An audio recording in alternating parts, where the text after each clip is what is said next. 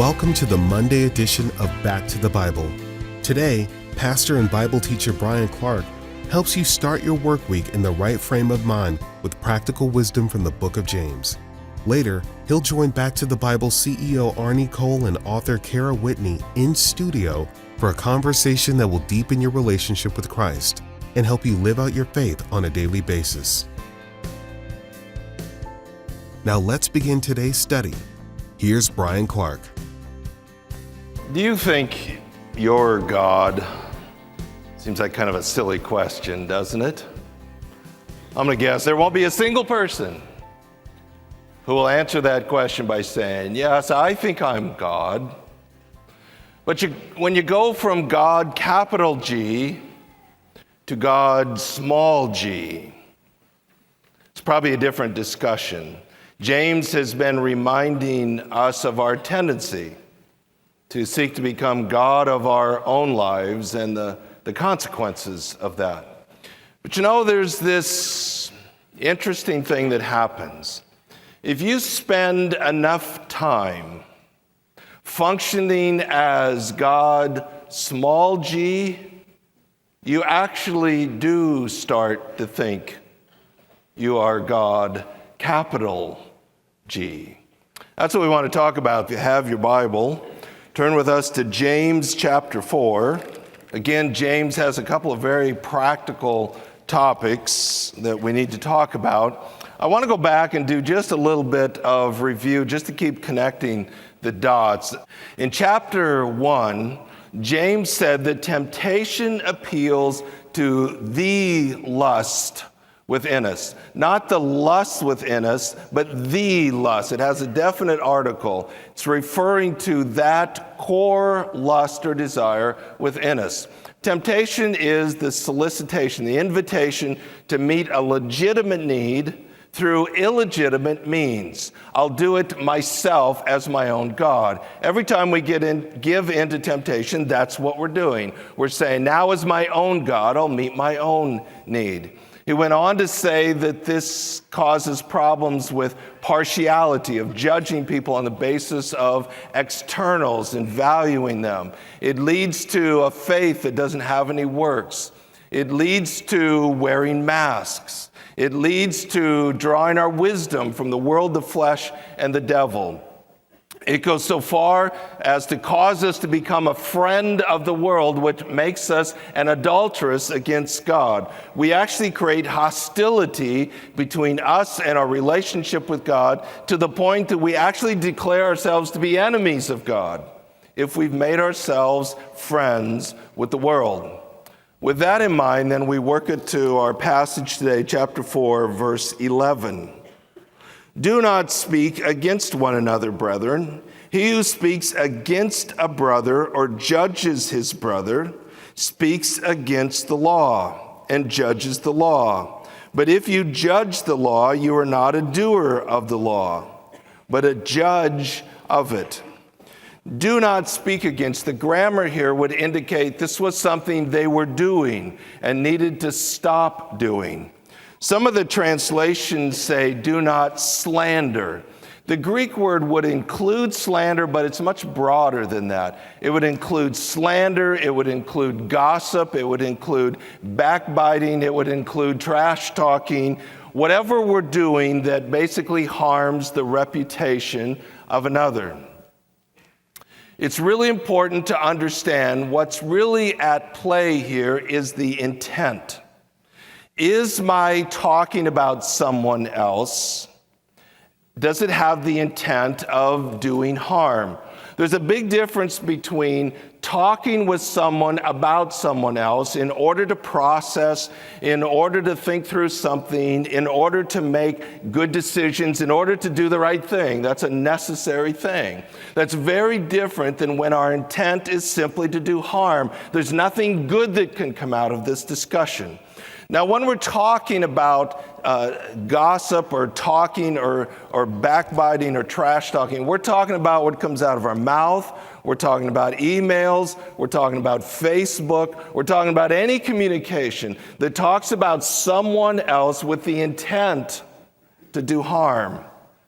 Now, oftentimes you'll hear people say, now this isn't gossip because I know for a fact it's true. Whether or not it's true is really irrelevant.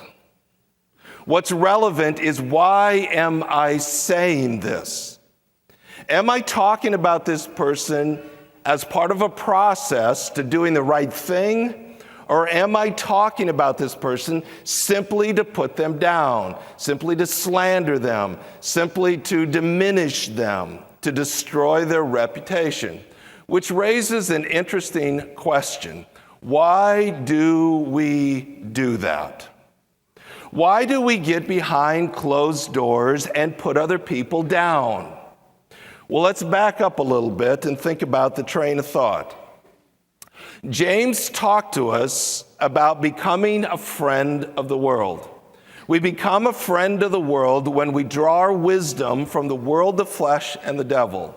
The basic operating system of the world is to believe that I can function as my own God. And in so doing, I determine my own significance. I determine my own value. The basic philosophy of that operating system forces me to be selfish to the core. James says that every day then is about me determining my own significance, me determining my own value. He said we then are filled with selfish ambition. We talked about that as a political term. It means to canvass for votes. Every day is about me canvassing for votes. Vote for me.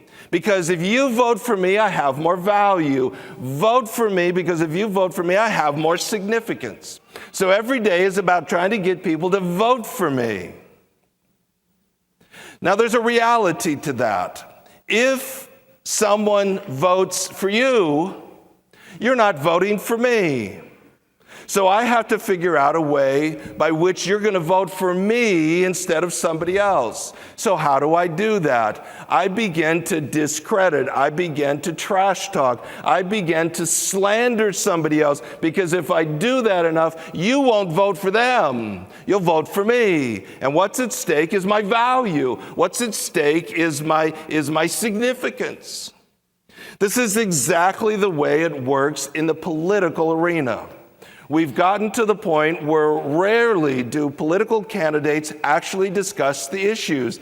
They just seek to discredit their opponents, and whoever discredits the other one the most wins. So that's the way it works in the political world. If I can discredit my opponent, you'll vote for me. Now that sickens us, and we ask the question, why do they do that? And the answer is, because we all do that. The only difference between the politicians and us is theirs is on TV and ours is not. But we operate the exact same way. In private, we put other people down. We trash talk other people. We try to discredit them. We slander them. And the reason we're doing that is if I can diminish them, then you'll vote for me. And I have to have your vote. That's what makes me valuable. That's what gives me significance. So I put them down in order to exalt myself. That goes to intent. It goes to motive. What James says then is when you do that, when you speak against someone else, when you judge someone else, what you're actually doing is speaking against the law. You're judging the law. And when you do that, you're no longer a doer of the law, but rather have become a judge of the law. Now, what is he referring to when he says the law? There's no question what he's referring to is the royal law that he discussed in chapter 2, verse 8. You should love your neighbor as yourself. Again, if you're just reading this through, it's 3 minutes from the time he talks about the royal law in chapter 2, verse 8, until this discussion in chapter 4. There's no question that's what he's talking about. He's talking about this royal law. Jesus was asked, what's the greatest commandment? And Jesus said to love the Lord your God with all your heart, soul, mind, and strength. And the second is like it. It's to love your neighbor as yourself. James refers to that as the royal law. It's the king of all laws. That's how we should live our lives.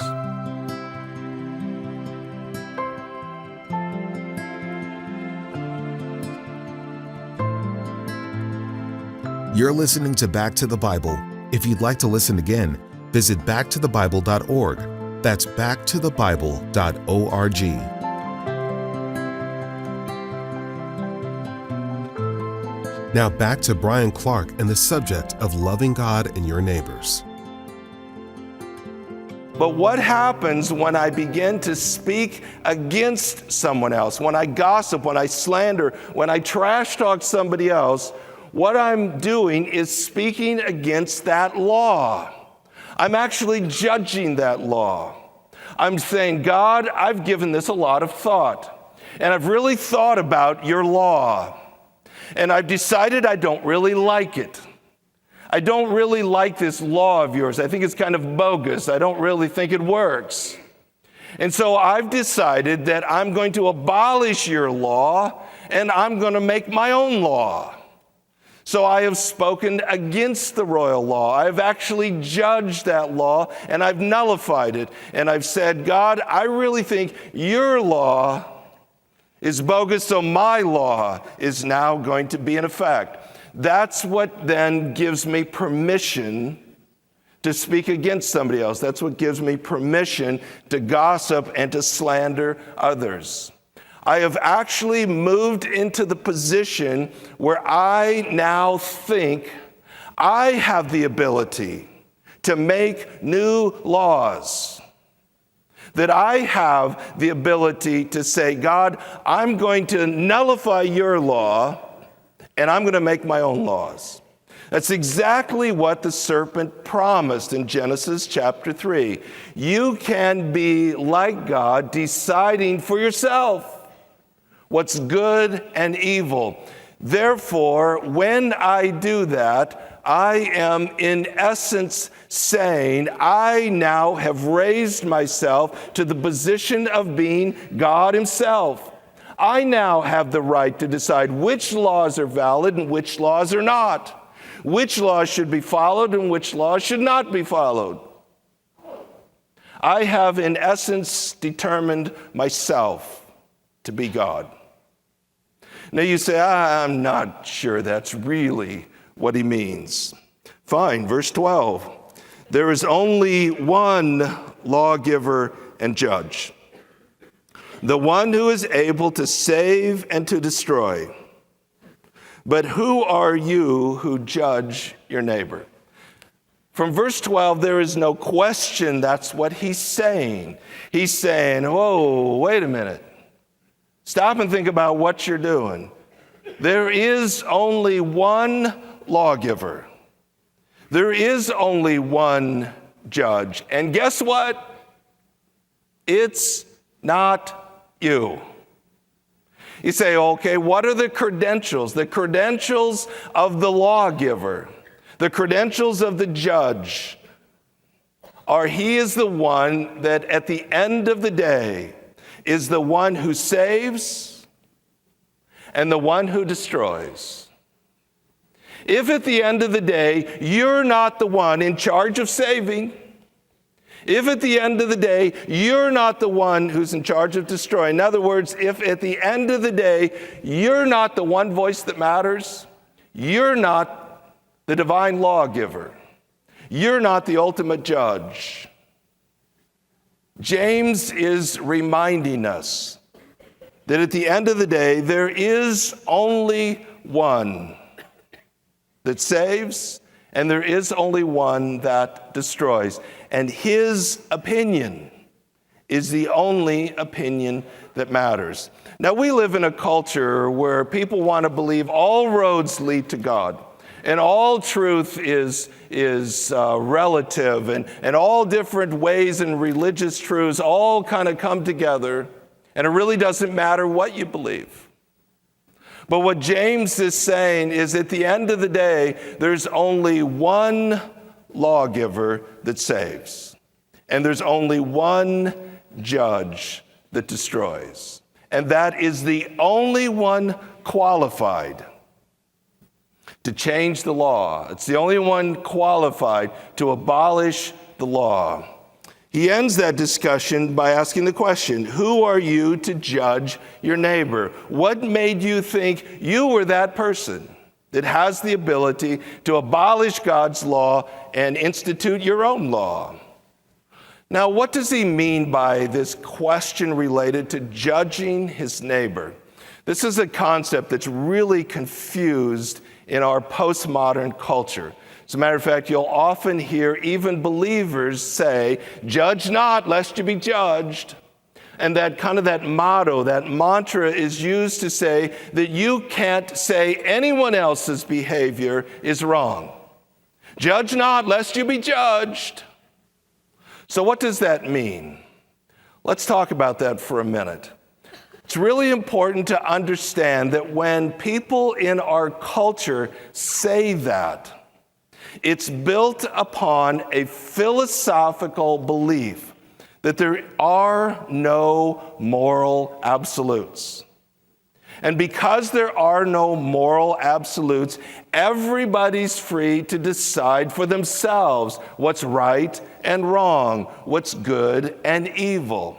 Therefore, if each of us can function as our own God and decide for ourselves what's right and wrong, then we have no right to say to someone else, "Your way's wrong."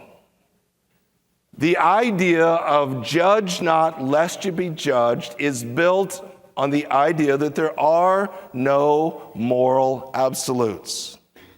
What James is saying is the polar opposite of that. It turns it exactly upside down. He is saying there is a lawgiver. There is an ultimate judge. There is one and only one who is qualified to define what the law is, to say this is right and this is wrong.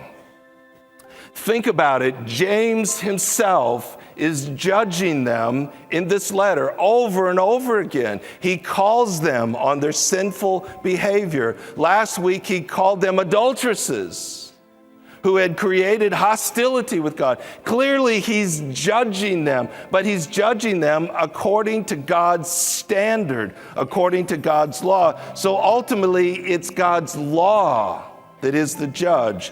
It's God's standard that is the basis by which right and wrong is measured. Now Bryan Clark joins us in the studio with author Kara Whitney and Back to the Bible CEO Arnie Cole. So Bryan, if I'm to understand this correctly, when we gossip and slander, we're actually making a judgment against God's royal law? Yeah, that's what James says. We're deciding God's law maybe isn't correct, and we're going to make our own law. But I do think it's helpful to assess our motives. Why do we do that? You know, sometimes we talk about people because we're trying to process something, we're trying to help, we're trying to figure something out. I don't think there's any problem with that. But when it's actually intended to put them down or to devalue them in some way, to slander them, I've always found it a helpful question. Why am I doing that? What motivates that? That's good advice, because sometimes I feel like if you know something's true, you kind of want to protect other people from maybe some bad behavior that this person is doing, if they're thinking of going into business with a person, or that helps me figure out the difference between gossip and actually helping somebody. Yeah, I think it's about assessing motive, because we all talk about people. That isn't necessarily wrong. But when we're devaluing or slandering or putting them down, why are we doing that? That's where the problem lies. I remember as a kid, my grandma's prayer groups, it seemed like prayer requests were gossips, gossiping. I think that happens all too often. Yes. Mm-hmm. So, Brian, it seems like in our society today that we're never to judge anyone about anything.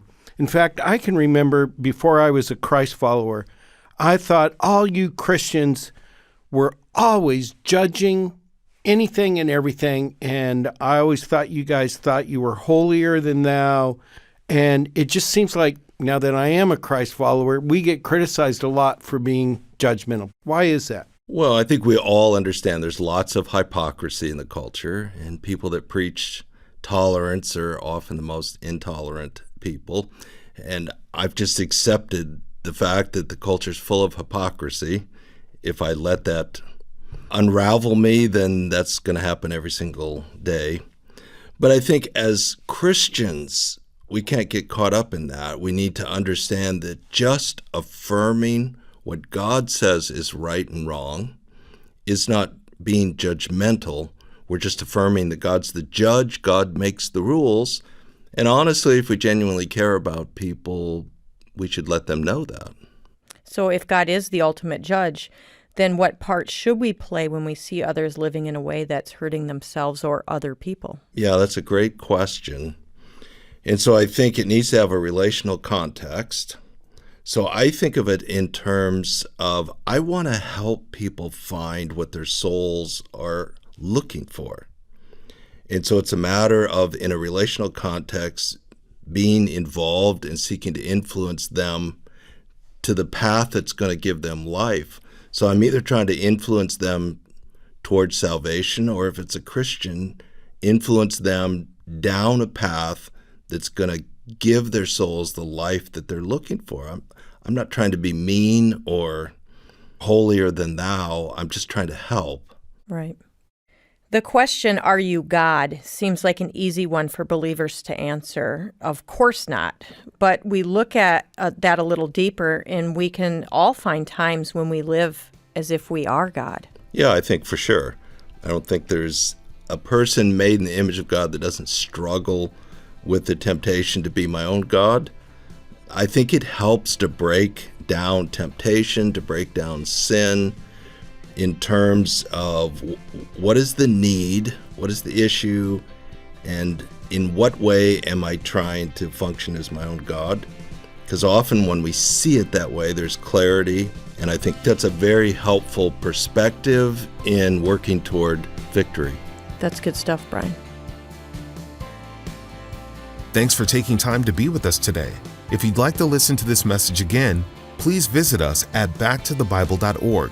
Be sure to join us again tomorrow for more of Bryan Clark's teaching, right here on Back to the Bible.